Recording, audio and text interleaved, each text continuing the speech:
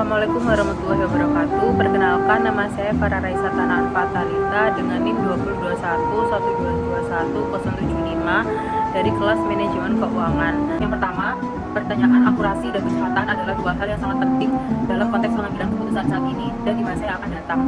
Menekankan pentingnya dua faktor utama dalam proses pengambilan keputusan di dunia bisnis. Berikut adalah analisis dan contoh di bidang manajemen keuangan. Akurasi dalam pengambilan keputusan berarti bahwa keputusan yang dibuat harus berdasarkan data yang akurat dan relevan. Data yang akurat akan meningkatkan pengambilan keputusan untuk membuat keputusan yang lebih baik dan lebih tepat. Akurasi sangat penting karena dapat meminimalkan risiko yang mungkin timbul dari keputusan yang salah. Lalu ada kecepatan. Kecepatan dalam pengambilan keputusan berarti bahwa keputusan harus diambil dalam waktu yang singkat tanpa menunggu terlalu lama. Kecepatan ini penting karena dapat memungkinkan organisasi untuk mengambil kesempatan yang ada sebelum kompetitor lainnya melakukannya. Kecepatan juga dapat membantu dalam menghadapi perubahan yang cepat di dalam suatu pasar. Contohnya adalah analisis prediktif dalam manajemen keuangan. Dalam manajemen keuangan, analisis prediktif sangat penting untuk membuat keputusan yang akurat dan cepat. Analisis prediktif menggunakan data historis dan metode statistik untuk memprediksi tren pasar, permintaan, dan perilaku pelanggan. Contoh yang baik adalah penggunaan analisis prediktif dalam perdagangan valuta asing atau forex. Dengan menggunakan analisis prediktif, seorang trader dapat memprediksi fluktuasi harga valuta dengan lebih akurat sehingga dapat membuat keputusan perdagangan yang lebih baik dan lebih cepat. Contoh yang kedua adalah visualisasi data dalam manajemen keuangan. Visualisasi data juga sangat penting dalam manajemen keuangan. Data yang kompleks dan beragam seringkali sulit untuk dipahami dalam bentuk tabel atau angka. Visualisasi data memungkinkan pengambilan keputusan untuk melihat pola, tren, dan hubungan yang tersembunyi dalam data dengan lebih jelas. Dapat diambil kesimpulan bahwa akurasi dan kecepatan adalah dua hal yang sangat penting dalam konteks pengambilan keputusan di dunia bisnis. Dalam manajemen keuangan, analisis prediktif dan visualisasi data dapat membantu dalam membuat keputusan yang lebih akurat dan lebih cepat. Keputusan yang dibuat berdasarkan data yang akurat dan cepat dapat meningkatkan kemampuan organisasi dalam menghadapi perusahaan pasar dan memanfaatkan kesempatan yang ada.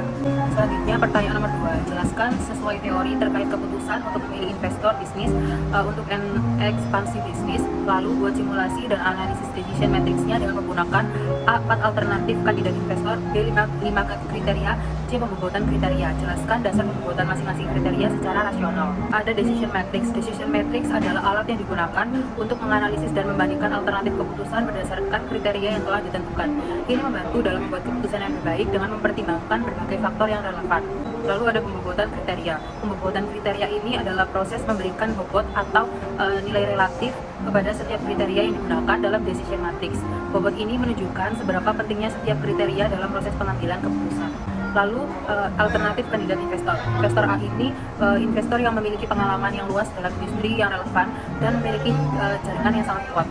Lalu investor B ini investor yang memiliki modal yang cukup untuk membiayai ekspansi dan memiliki reputasi yang baik di pasarnya.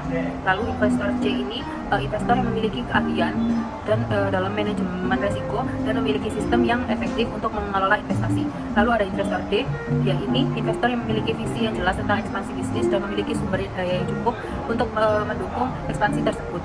Yang pertama, investor dengan memiliki pengalaman industri yang cukup tinggi. Pengalaman industri ini sangat penting dan sangat relevan untuk menjamin bahwa investor memiliki pemahaman yang mendalam tentang bisnis dan dapat memberikan saran yang berguna. Lalu yang investor dengan modal yang cukup, ini juga sangat penting untuk membiayai ekspansi bisnis dan memastikan bahwa perusahaan dapat mencapai tujuan yang telah ditetapkan. Lalu ada investor dengan reputasi pasar yang bagus, itu reputasi pasar yang baik, itu juga membantu untuk membangun kepercayaan konsumen dan meningkatkan brand awareness. Lalu ada keahlian dalam manajemen risiko. Keahlian dalam manajemen risiko ini juga sangat penting untuk mengelola risiko yang mungkin akan timbul selama ekspansi bisnis. Lalu ada investor yang memiliki visi dan sumber daya yang kuat. Visi yang jelas dan sumber daya yang kuat itu sangat penting untuk mendukung ekspansi bisnis dan mencapai tujuan yang telah ditetapkan sebelumnya. Berikut ini adalah tabel decision matrix. Dengan tabel di atas dapat dianalisis bahwa investor B memiliki total tertinggi dengan nilai 2,95 untuk menunjukkan bahwa mereka adalah pilihan terbaik berdasarkan kriteria yang telah ditentukan. Soal yang nomor 3 itu beri contoh dan jelaskan bagaimana penggunaan teknologi bisa mengurangi bias dalam pengambilan keputusan di bidang manajemen keuangan. Penggunaan teknologi dapat mengurangi bias dalam pengambilan keputusan di bidang manajemen keuangan dengan berbagai cara, seperti dengan memanfaatkan alat analisis data yang akurat, mempercepat proses pengambilan keputusan, dan meningkatkan transparansi dalam proses pengelolaan keuangan. Contoh yang pertama ada penggunaan alat analisis data. Teknologi seperti prediktif dan visualisasi data dapat membantu mengurangi bias dalam pengambilan keputusan. Misalnya dengan menggunakan alat analisis prediktif, seorang analisis resiko dapat memprediksi tren pasar dengan lebih akurat, sehingga dapat membuat keputusan investasi yang lebih tepat dan mengurangi resiko yang mungkin timbul dari keputusan yang salah. Dua, ada penggunaan sistem informasi keuangan atau SFK. Sistem informasi keuangan atau SFK yang terintegrasi dapat membantu dalam mengurangi bias dalam pengambilan keputusan. SFK dapat menyediakan data yang akurat dan real time, sehingga memungkinkan pengambilan keputusan untuk membuat keputusan yang lebih cepat dan lebih tepat berdasarkan data yang tersedia. Ketiga adalah penggunaan artificial intelligence atau AI dan machine learning atau ML.